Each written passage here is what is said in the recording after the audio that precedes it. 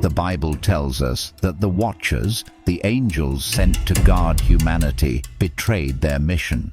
They did more than watch. They intervened. They did more than remain present. They acted, and in doing so, they crossed a divine command. They joined with the daughters of men and gave birth to the Nephilim, hybrid beings, half human, half divine, consumed by an unquenchable thirst for power. But even more astonishing is that they didn't just alter human genetics. They altered the very soul of mankind. They brought forbidden knowledge, arcane secrets of the heavens, of metals, of war, of seduction. They taught humans how to paint their eyes to appear more beautiful, how to forge swords to kill one another, how to divine the stars to manipulate destiny. And from that moment, chaos was born. But if the entire heavenly realm fell, then who remained? Who was it that held the line and did not cross? If all the Watchers made a rebellious covenant atop Mount Hermon, then who stood on the opposite side of the mountain? If all angels fell, what light remained pure enough to guide the way? Could it be that the fall of the Watchers was merely a reflection, but not the whole picture? Jubilees answers what the Book of Enoch leaves open. Not all angels fell. Some still stood, like Uriel, like Michael, like Raphael, faithful messengers who not only preserved the light, but kept the memory of the light alive. They did not come to claim humanity, but to warn mankind. They did not grant forbidden knowledge, but restored forgotten memory. They were the sacred counterweight to the Watchers, evidence that heaven had not entirely fallen into darkness. The real question is not who fell, but who didn't. And it is that very question that opens the door to a new hope. If there is even one who still kept the covenant, then the covenant was never truly lost. And if one angel remained upright, then perhaps one human could still stand. Amidst chaos, there is still order. Amidst betrayal, there is still loyalty. Amidst the fall, there is someone who remembers. And sometimes, just one who remains faithful is enough to keep the light from going out. The Book of Enoch startled the world with its tale of a celestial fall. Angels descending from heaven, not to bring light, but to trade it for desire. They chose their own path, made their own oath, and created their own race, the Nephilim. But there is another book, not as famous as Enoch, not as widely read in churches, yet ancient, precise, and full of divine order. A book not born from visions, but from mission, not written by a dreamer, but dictated by an angel to a leader. That book is Jubilees, the book excluded from the Bible, though it was once placed directly into the hands of Moses.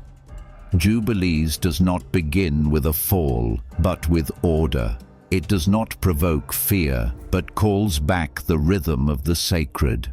It does not chronicle rebellion, but traces the covenant. While Enoch overwhelms the reader with the drama of angels loving human women, Jubilees is gentle yet profound. It recalls cycles, festivals, and ordinances that go back to the beginning of creation, even before Sinai, before Israel. It tells us that when angels fell, there were still those who stood. When time was distorted by magic, there were still those who kept heaven's calendar. Jubilees speaks of Enoch, but not as a mythical figure taken to the skies. He is the first to record the 364-day calendar, the first to keep the Sabbath, the first to observe the sacred cycles, not out of obligation to the law, but because of covenant. Noah, not just a survivor of the flood, but a priest, an altar builder, an offerer of sacrifice, a keeper of rhythm. Abraham, not just the father of many nations, but a man who kept every commandment, every law, every ordinance, long before stone tablets came down from the mountain. The Book of Jubilees does not use poetic language, but the language of sacred rhythm. It does not tell tales of the fallen, but the history of the faithful. And perhaps for that reason, it does not appeal to a world that favors the sensational over the steady, tragedy over consistency. But that is not the book's fault. Perhaps it is the fault of the times. And precisely because it did not fit the age, Jubilees was excluded from the Bible. Not because it was wrong, but because it was too right. Not because it was heretical, but because it upheld the covenant too precisely. And what was dismissed for being too early may now be what we most need to recover first. As the Bible was edited across the ages, from the Council of Nicaea to Jerome's Vulgate to the King James Version, the first to be excluded were not the strange or obscure stories, but the books that declared the divine law did not begin with Moses. Books like Jubilees, which claimed that the law existed from the dawn of creation, were set aside, not because they were theologically incorrect, nor because they misled the faithful, but because they were too inconvenient. Jubilees tells us that the Sabbath was established in the very first week, when God rested on the seventh day, that the sacrificial law began with Abel, who offered the firstborn of his flock, that the 364-day calendar, with its 52 even weeks, was handed down from the time of Enoch, and that Abraham, who lived before the nation of Israel, kept all God's commandments, rules, and laws, not because they were written on tablets, but because of a deep faith in divine order. All of these truths, if preserved, would challenge the idea that the law began only at Sinai. The doctrine that grace replaces law, a cornerstone of many Christian traditions, is put to the test if one accepts that the law was present from Eden. For if the law is not a product of Sinai, then abandoning it is not a step forward, but perhaps an act of forgetting. And when grace is used as a reason to erase the memory of the original ordinances, then books like Jubilees become too clear a reminder, not easily denied, yet not easily embraced. Thus, Jubilees was not burned as heresy, nor was it publicly condemned as false doctrine. It was ignored, not copied, not preached, not mentioned. That long silence was sometimes more effective than outright rejection. Yet what's remarkable is, even after being removed from official printings, its memory was preserved. In the Ethiopian Bible, in the Qumran scrolls, and in the hearts of those who sensed that something was still missing from the Bible we hold today. So the question is not merely who removed this book, but also why was it necessary to remove it? Perhaps the most terrifying thing is not falsehood, but a truth so accurate that it cannot be reshaped by later theological systems. If the law has existed from the beginning, then we are not merely reading a Bible with a missing book, but living a sacred rhythm without its roots. And that is the true loss. While many ancient texts and videos focus on the Nephilim, the giants, half-human and half-angel beings born from the forbidden union between watchers and earthly women, the Book of Jubilees approaches the story from another angle. For Jubilees, the Nephilim are not the center of the tragedy. They are but the outcome, the physical and social consequence of a deeper spiritual deviation that came before. The true focus of the story is how the righteous responded in the midst of that distortion. Jubilees does not portray Enoch as a warrior who fights the Nephilim with sword or heavenly fire. Enoch does not kill, does not chase, does not attack. He does something else, silent yet steadfast. He records the sacred calendar. He establishes the 364-day cycle, realigns life with the rhythm of creation, and passes down ordinances that seemed lost in the noise of chaos. Amid the roar of giants, he chooses to quietly restore heaven's rhythm. Noah is also not portrayed as a warrior slaying monsters. On the contrary, when facing a world full of violence, with a land defiled by blood and corruption, he built an altar. He offered sacrifices. He kept the fire, not the fire of war, but the fire of the covenant.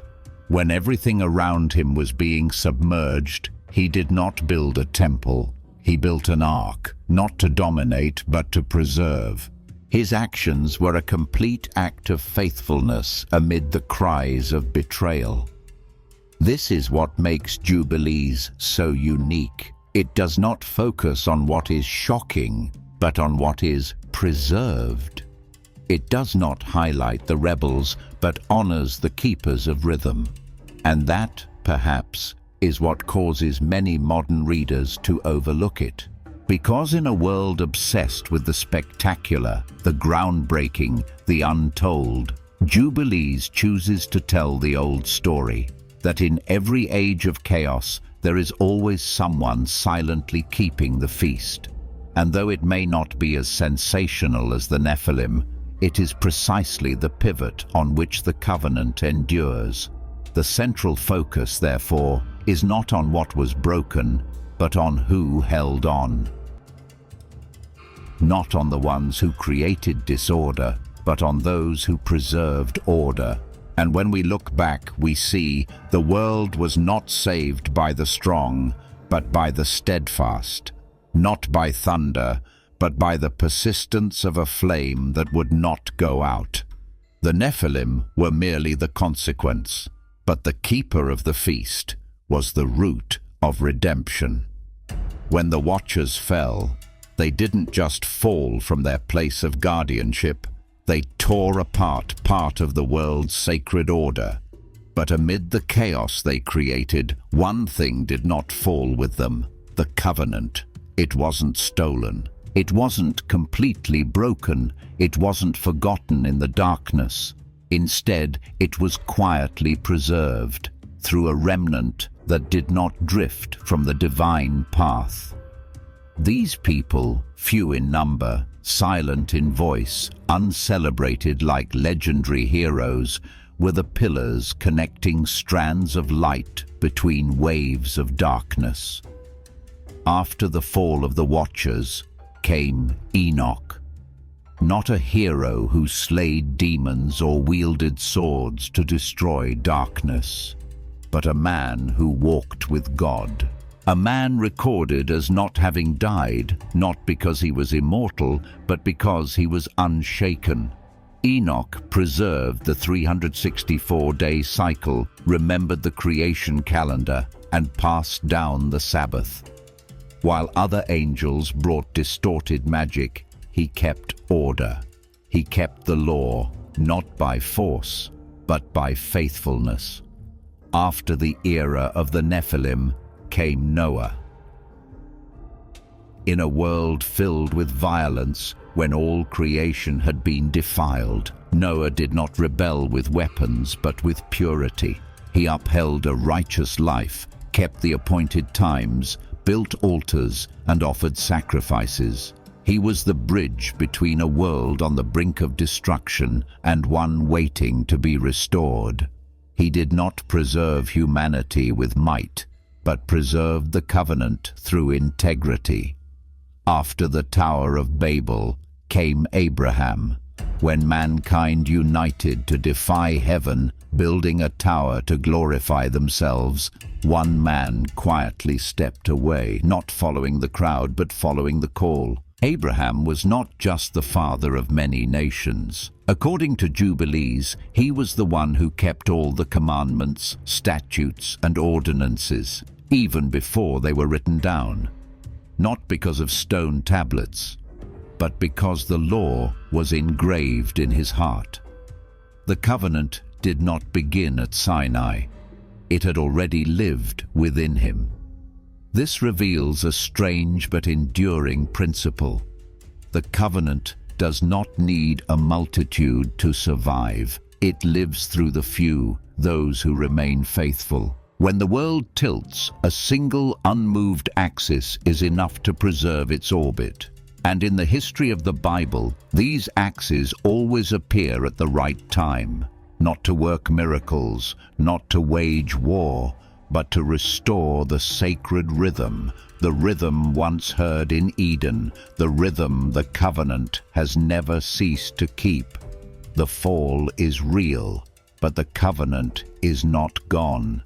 For there is always one, even just one, who remembers how to walk in the light. The Book of Jubilees is not merely a historical account, it is a map of time. In it, time does not drift aimlessly. It flows according to a divine structure established at the dawn of creation. According to Jubilees, God created light on the fourth day, not by chance, but as the starting point of all cycles. From the moment light was separated from darkness, from the time stars, the sun, and the moon were set in place, the sacred calendar began to form, and the entire holy cosmos began to turn on a clock not made by man, but by heaven. The year described in Jubilees consists of exactly 364 days, evenly divided into 52 weeks, with each season spanning 91 days.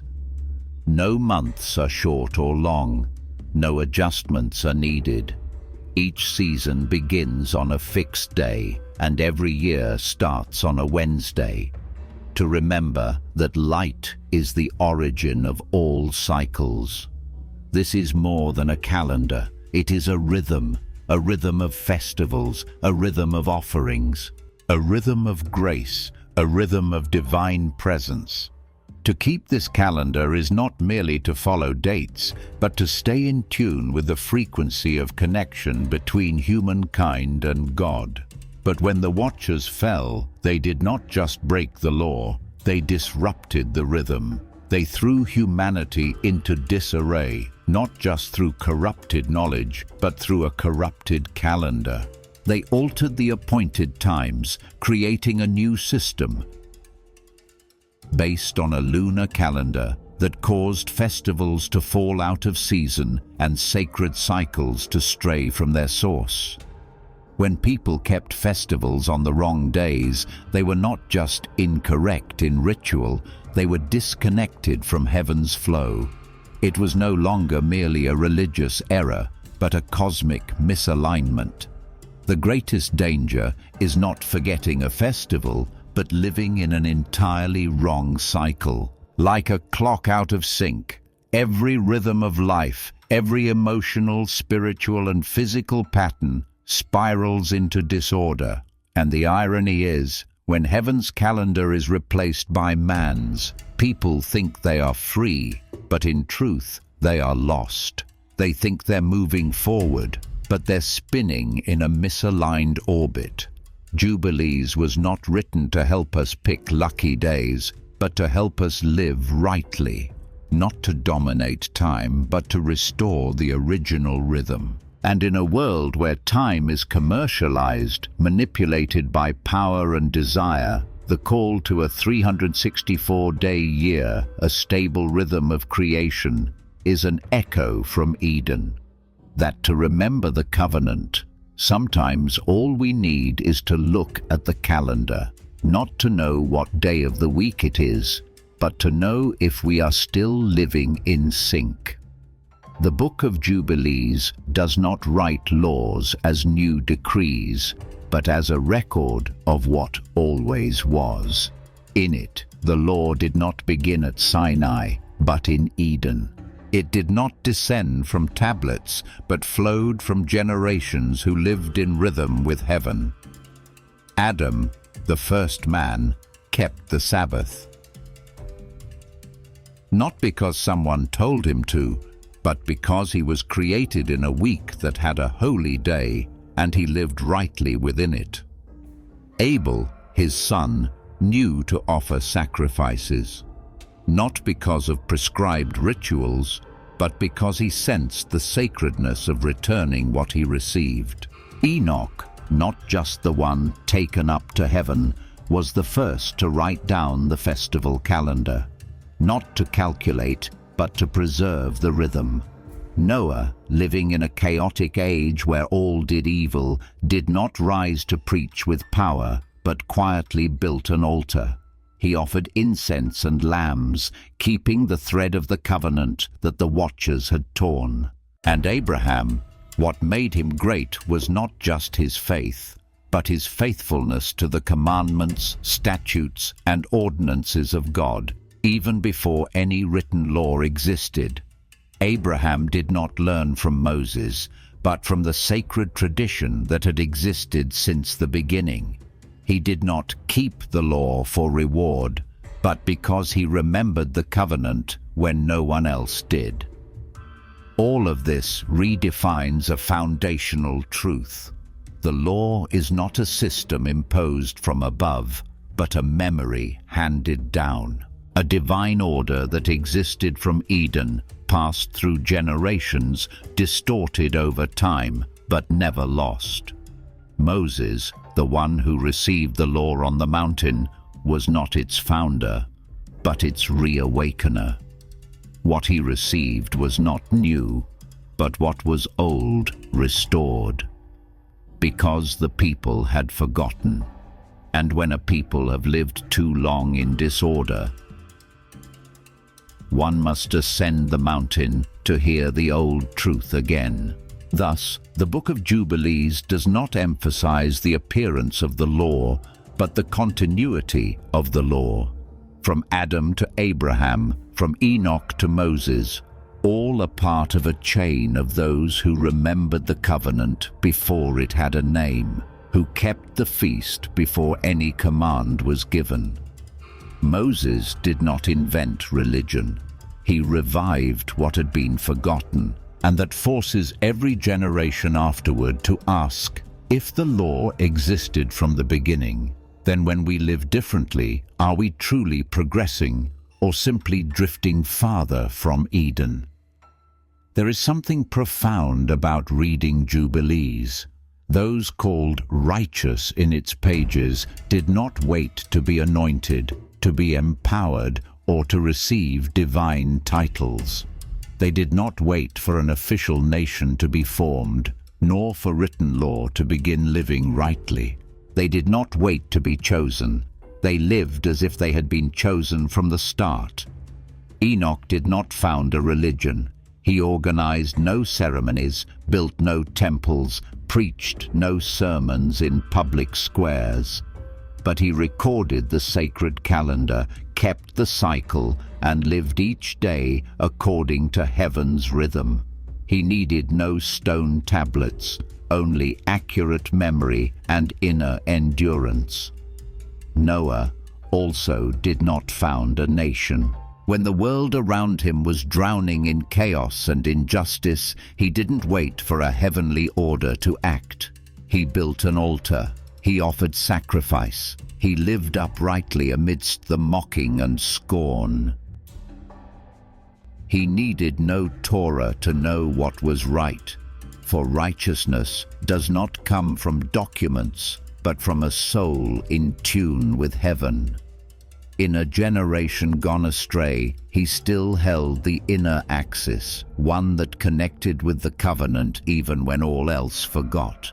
Abraham, the patriarch of many nations, was also not given a law. No Levites, no Torah, no priesthood system. Yet Jubilees calls him the one who kept all the commandments, decrees, statutes, and laws of God. How could he keep what had not been written? Because it did not come from being taught, but from divine remembrance. He needed no one to tell him how to live rightly, because he lived as though still walking in Eden, where the order was intact. And that brings us to a profound question. Perhaps what makes someone righteous is not their knowledge, their titles, or their blessings, but the courage to hold on to what is right when no one is asking them to. They live rightly, not because they were chosen, but because they chose what was right when no one else did. No reward, no recognition. Only the memory that the covenant did not wait for a nation to be established. It always began with one individual brave enough to remember the sacred, even when the world forgot. In the Book of Jubilees, no thread is more vital than the thread of sacred inheritance. From Adam to Moses, no generation was completely lost. Though sin spread, though the watchers corrupted knowledge, though rituals were forgotten, there was always one who preserved a part of the covenant. They did not need to be great. They did not need to perform miracles. They only needed faithfulness and memory unbroken. Adam passed the Sabbath to Seth. Seth preserved the order and passed it to Enoch. Enoch wrote the sacred calendar and left it to Noah. Noah passed down the rites to Shem.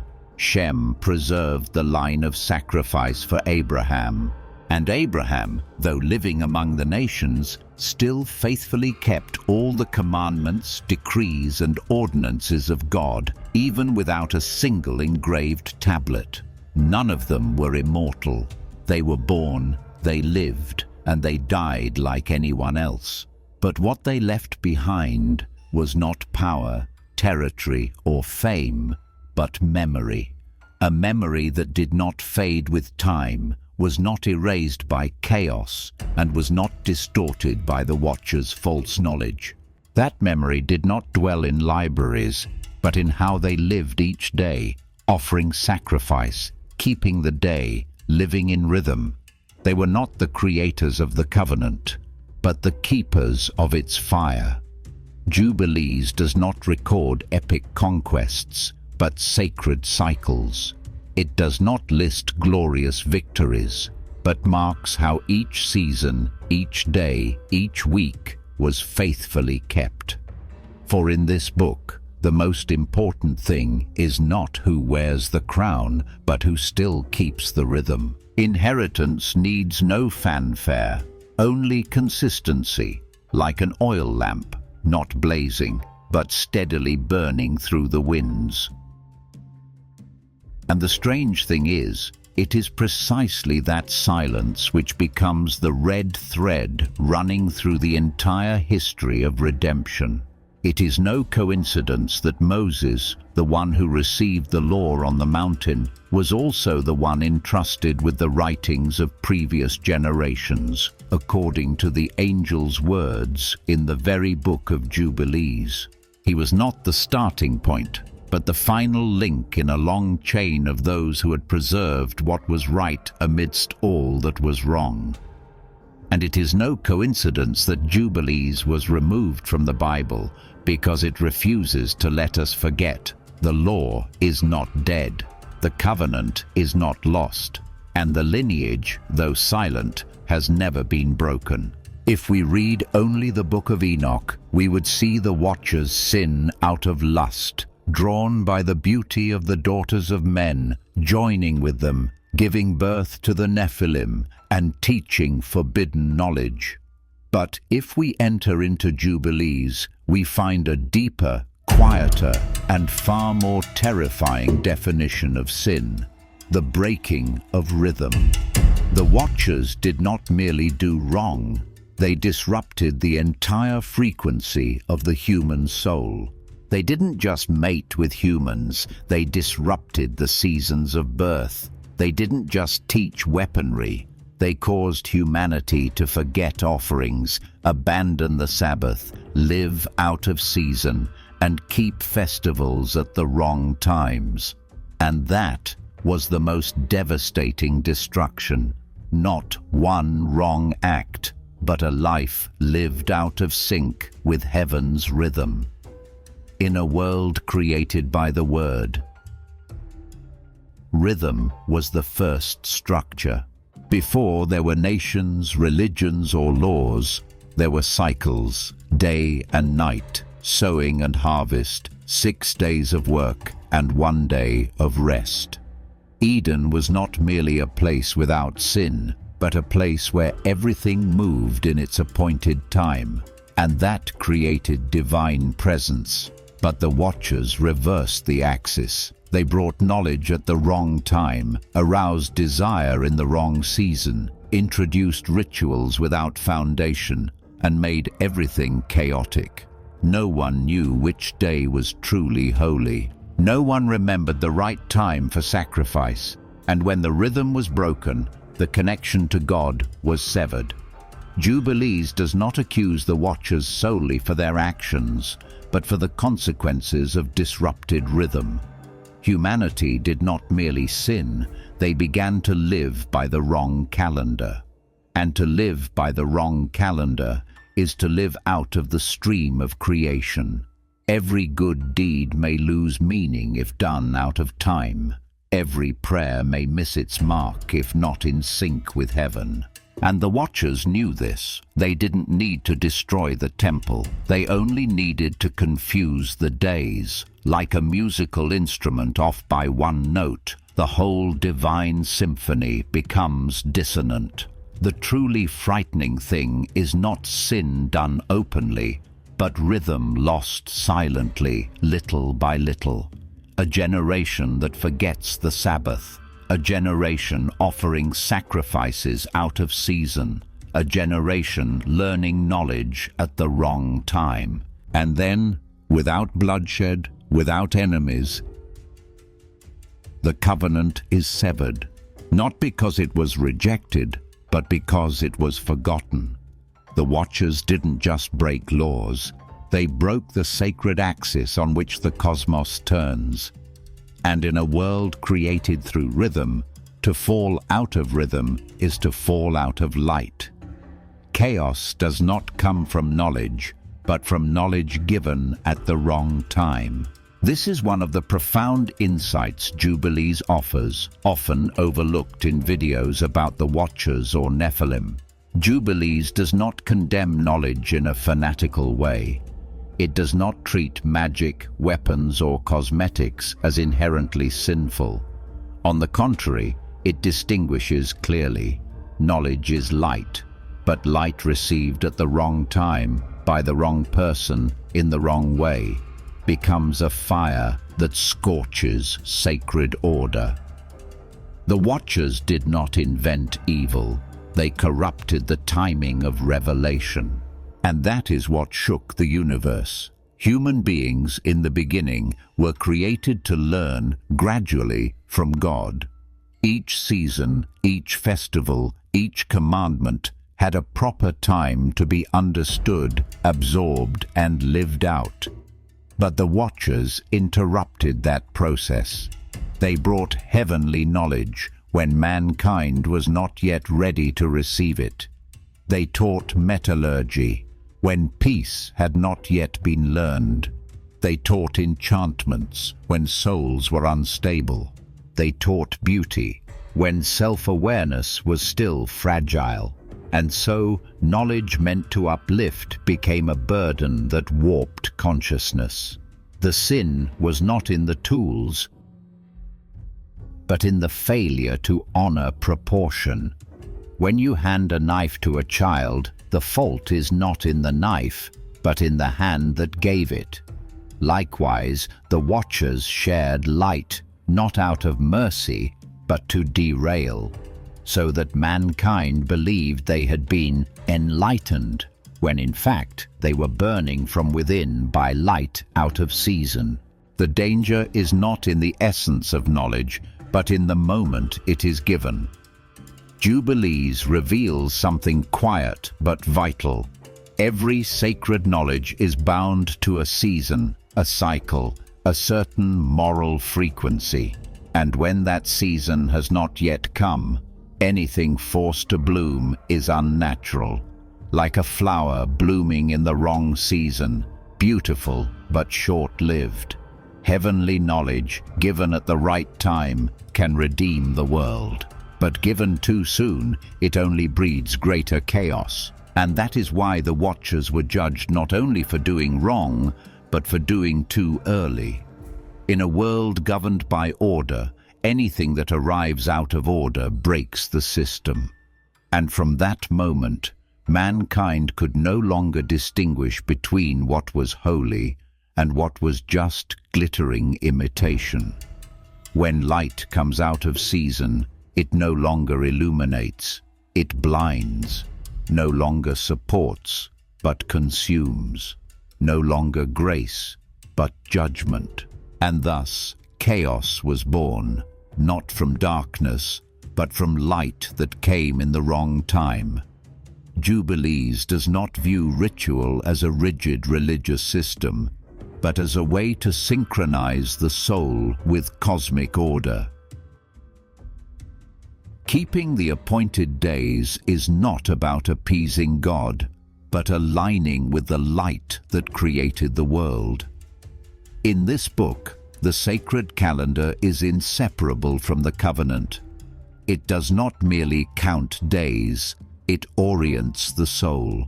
From the fourth day when light was created, every festival, from Sabbath, unleavened bread, to atonement, was placed in its exact time and season. And just one small deviation in the calendar disrupts the entire sacred rhythm. But mankind departed from the 364-day calendar, replacing it with a lunar calendar, fluid and out of sync.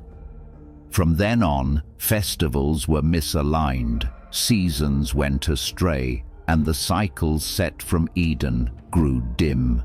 The danger was not in abandoning the festivals, but in observing them incorrectly. For to keep the wrong day is to step out of season, and stepping out of season is stepping away from the axis of light, from the sacred rhythm formed at the dawn of creation. The Watchers didn't need to destroy temples. They only needed to distort timekeeping.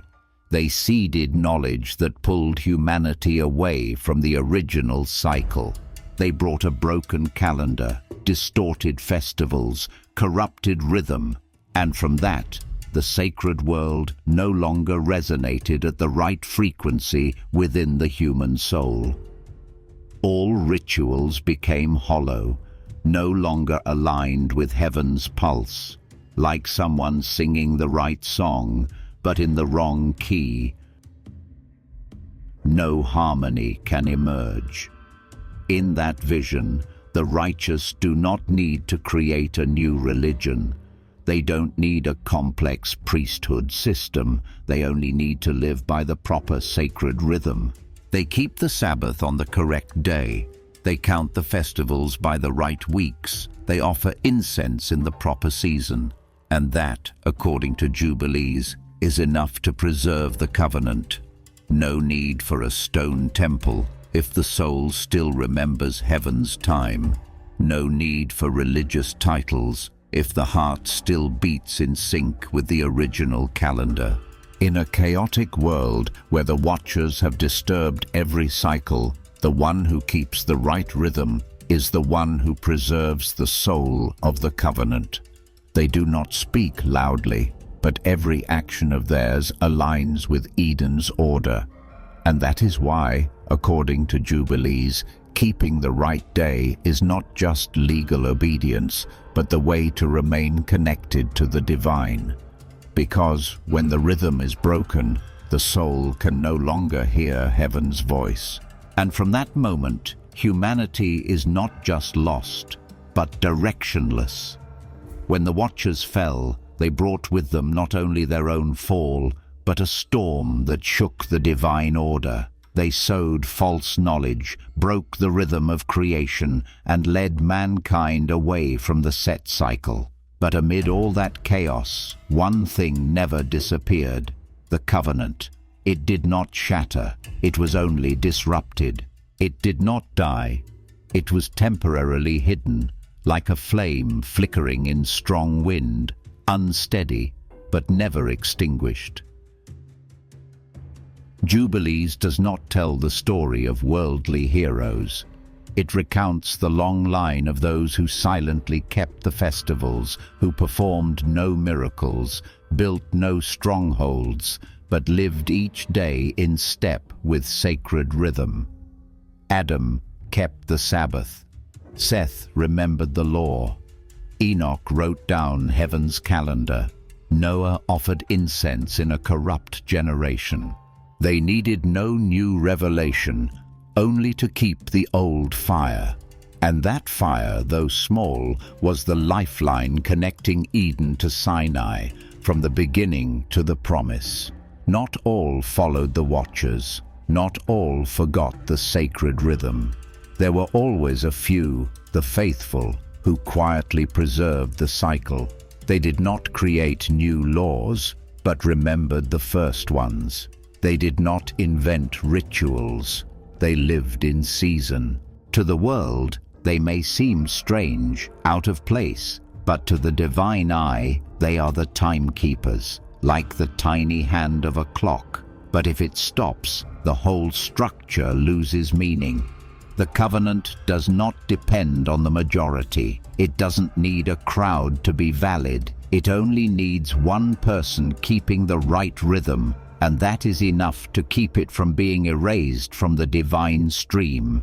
And that is what Jubilees reminds us. Do not fear when the world becomes chaotic. Do not despair when people forget reverence, when the calendar is twisted, when law is replaced with cheap grace. For the covenant never died. It only went quiet, waiting for someone to relight it.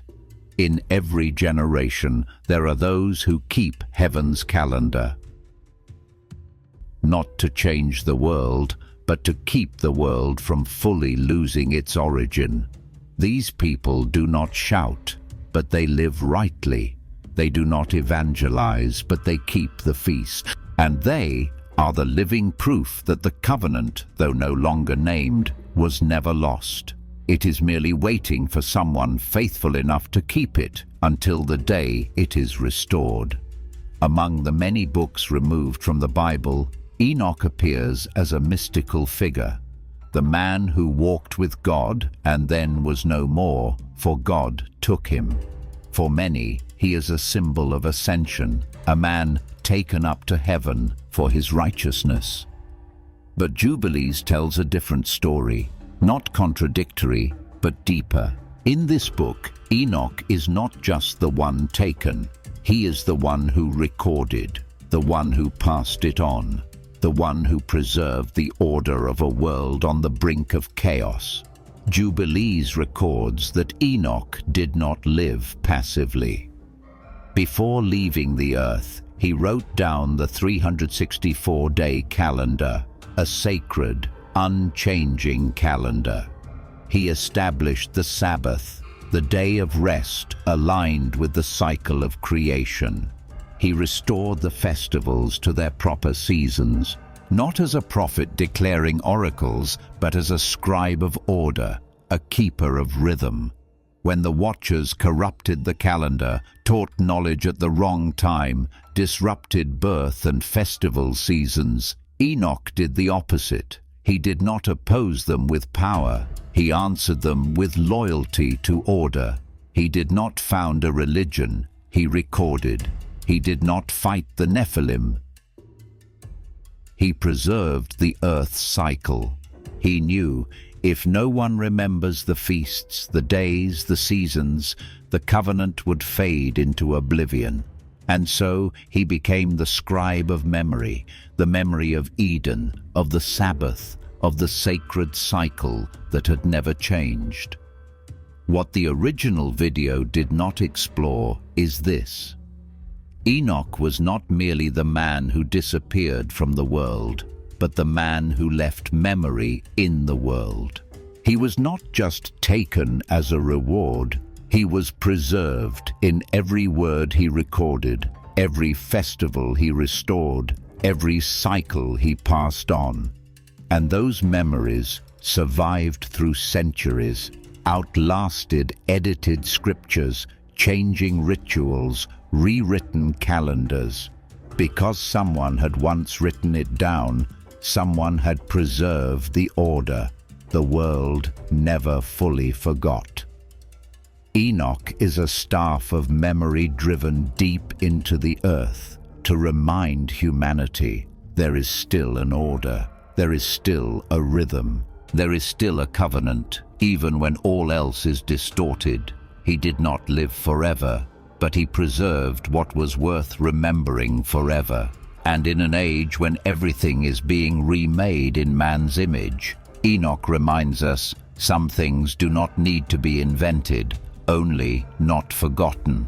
Some truths do not need to be novel, only faithful. And some memories, if preserved, will be the only bridge to lead humanity back to the original light. Many, when faced with stories of myth, banned books, and hidden revelations, ask a very modern question: do I believe this? They think faith is a personal act, a response to what they see, hear, or feel. But Jubilees reveals a deeper level. That choice, if it is truly a choice, does not come from momentary emotion, but from a sacred stream flowing through history. It did not begin with you. It began in Eden. According to Jubilees, the covenant is an underground current, not made of doctrines, but of faithful rhythms of life. From Adam to Seth, from Enoch to Noah, from Shem to Abraham, each one did not merely live well, they lived in rhythm. They did not ask, "Do I believe?" They lived as though the sacred was the only reality. And so the true choice is not whether you want to believe, but whether you are willing to place yourself back into that sacred flow. Are you willing to synchronize again with a calendar that has been forgotten? The covenant is not an external law imposed from the outside. It is an inner frequency, the original song that has echoed since the dawn of creation. And every time someone chooses to keep the Sabbath, to offer a sacrifice in its season, to live according to the appointed times, they are not responding out of emotion. They are answering a sacred melody their ancestors have followed for thousands of years. And when someone loses that rhythm, they are not simply unbelieving, they have drifted from a divine system they were once born into. Jubilees doesn't tell miraculous stories to convince you to believe. It retraces the faithful chain to remind you you may be living in a world out of sync, but you can still reconnect with that ancient inheritance simply by choosing to live rightly. Not to be saved, but so you won't drift from your sacred identity. When you hear a melody once familiar to your soul, you don't need to think to recognize it. You only need to be still, and your heart will naturally find the rhythm. Likewise, the choice Jubilee speaks of does not come from argument, but from resonance. If you feel a certain dissonance when you look at the world, perhaps it is not because you've lost your faith, but because you are living out of rhythm. And if that's true, remember, the sacred calendar was never lost. It is simply waiting for someone willing to walk in season, on time, and in rhythm, not to prove anything, but to rejoin a melody that began in Eden. So the real question is not, do I believe, but am I willing to return to the right rhythm? Not to understand everything, but to not lose the roots. Because the greatest choice never came from you. It came from the invitation that existed long before you knew how to ask the question. That invitation still echoes. And you might be the next to join the faithful chain, not through emotion, but through a life lived in rhythm. The original video often tells the story of the Watchers as a grand tragedy. Angels sent to observe humanity are overcome by desire, fall into sin, and are punished. They sin, unite with human women, pass on forbidden knowledge, birth the Nephilim, and shatter the divine order. In that narrative, the heavenly realm appears utterly broken, no law-keepers, no faithfulness left. But Jubilees tells a different story, deeper, more balanced, and more hopeful. Not all angels fell. Jubilees records the presence of angels who not only did not break order, but preserved it. There was Uriel, the angel who guided Enoch, leading him into sacred realms to record calendars, laws, and festivals. There were angels assigned to guard fire, water, and wind, not to intervene, but to maintain balance. They were not drawn to humans because their mission transcended emotion. They did not share forbidden knowledge because they knew that every truth must arrive in its time, and it was this faithfulness that preserved part of the divine order amidst the storm of chaos. Not everyone who descended was a traitor, and not all angels were destined to fall. In a metaphysical world where all things are bound by sacred rhythm and divine function, there were still those who held their place, held their role, held their post. They weren't loud because faithfulness is rarely loud, but they were the reason the covenant was never completely severed. They were the bridge between the human world and the divine order set at the beginning. This breaks the simplistic dualism of good versus evil, light versus dark. Jubilees does not paint all of heaven as a collapsed tragedy. It distinguishes clearly who broke the law and who kept it, even within the same heavenly realm. And it is this distinction that helps us realize heaven did not fall, only a part did. The rest remained standing, and that standing remnant quietly supported humanity through Enoch, through Noah, through those who kept the sacred rhythm. In every system, even among the divine, there are anchor points, points that hold the structure, points that did not betray. And that is what Jubilees seeks to affirm. Not all was corrupted, not all angels failed. Some, though rarely mentioned, remained at their post in the midst of collapse. And if that is true in heaven, it may also be true on earth. Perhaps you too are called to hold your position, not to change the world, but to keep the world from entirely collapsing. In most stories of fallen angels, the phrase falling is linked to betrayal, punishment, and destruction. Anyone who descends from heaven is presumed guilty, a watcher, a rebel against the Most High. But when reading Jubilees, an astonishing detail emerges. Not everyone who came down was disobedient. Some were sent, not because they broke the law, but because they had a sacred mission. Jubilees tells us that Enoch did not die like others. He was taken, but he did not vanish. Before crossing into the unseen realm, he recorded the festival cycles, the 364-day calendar, the laws of the seasons. He did not leave the world as a reward, but as a keeper of order being summoned. And his presence was not an escape from the world, but a continued guidance from a deeper layer, unseen by men, but still influencing them. Likewise, some angels were sent down, not to spread forbidden knowledge, but to restore what had been broken. Uriel did not fall in sin, but came to lead Enoch. Raphael did not rebel, but came to warn Noah. they did not bring calamity, but balance. And this forces us to ask a critical question. Could it be that falling is merely a surface-level term?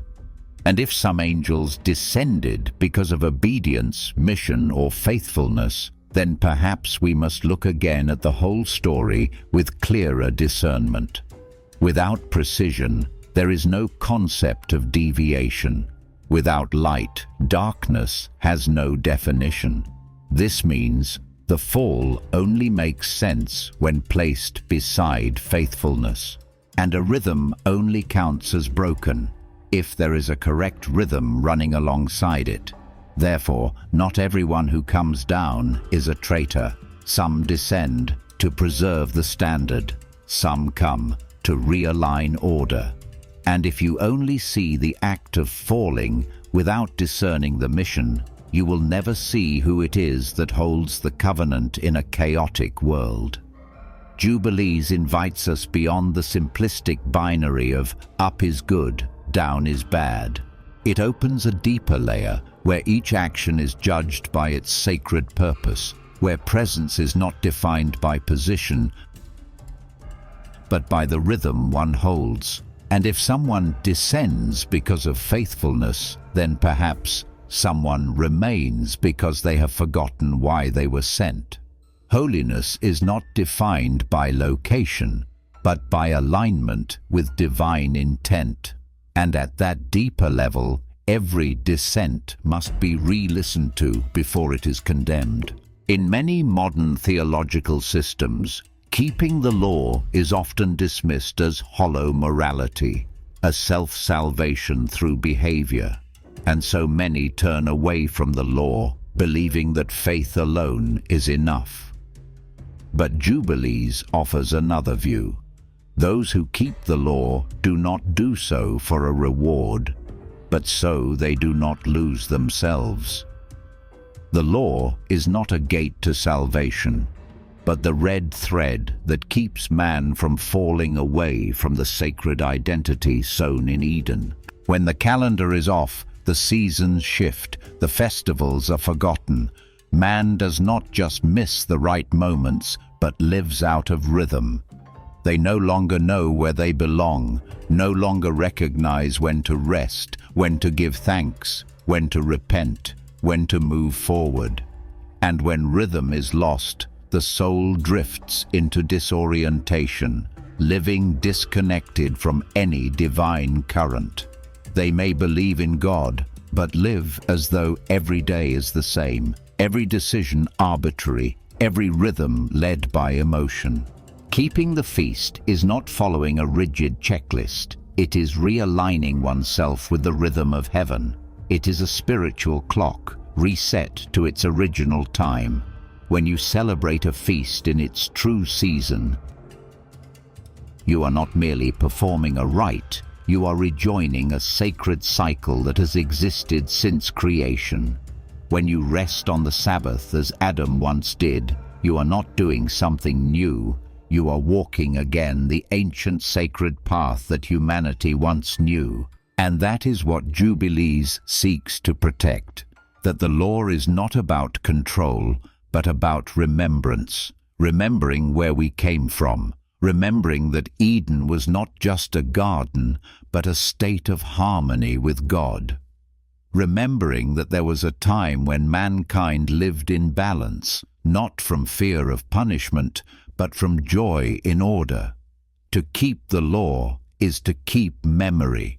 It is to refuse to dissolve into the disordered modern flow. It is to choose to live as though one is still rooted, even if the world has forgotten its origin. Therefore, those who keep the law are not outdated relics. They are guardians of memory. And in a world growing distant from the sacred cycle, they are a reminder that the soul's identity cannot survive if severed from its original rhythm. To keep the law is to keep oneself. To keep oneself is to keep Eden within, even when all around is a desert of forgetting. Not everyone is still sitting here. Not everyone has the patience to listen until the covenant is named, until the ancient fragments are pieced together line by line from a text once hidden. If you are still here, listening, reading, reflecting, then perhaps you are not just a casual viewer. Perhaps you are someone being awakened, someone who belongs to the fire-keeping line. Even if you never knew you carried a flame, you may never have read the Book of Jubilees, never heard of the 364-day calendar, never thought of Enoch as a keeper of order instead of a mystical figure. But perhaps you have felt something, a rhythm out of sync you could not name, a prayer that left you feeling incomplete, a holiday that didn't feel in season, a sense that your faith was right, but something was still missing, as if you were walking a logical road, but the map in your heart whispered of another path, older, deeper. If you've ever felt that, you don't need certification. You are already carrying a fragment of sacred memory. Perhaps you were not born into a priestly line, did not study under Old Testament scholars, but faithfulness does not begin in school. It begins in an echo within, a voice that reminds you there was once an Eden and a sacred calendar still waiting to be remembered. And if you are still here, you may be the one meant to carry it forward, because faithfulness does not need a crowd. It only needs one to keep the flame, one who will not let the memory die in their generation, one who understands that keeping the covenant is not always about changing the world, but not letting the world change you.